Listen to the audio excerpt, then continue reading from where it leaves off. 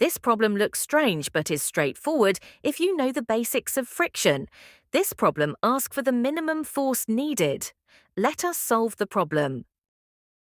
First, let us see how many forces are acting on the block.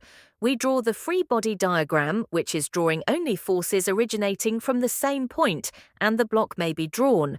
This is possible because vectors have a property of magnitude and direction, and the starting point of vector from where is drawn is not important.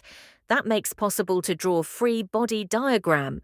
Anyway, coming back to problem, gravitational force is always down. Applied force is to the wall, so is shown to the right. Normal force is always perpendicular to surface and outward to surface, so it is on the left. Friction force is between the two surface and it is holding the block, hence it is opposite to gravity or up. So there are 4 forces acting on the block. They are balanced forces because the block is not moving. Applied force equals N and friction force equals M times G. Friction force is also given as μs times N. Solving these 3 equations gives the F, which the answer. That is the end of this video.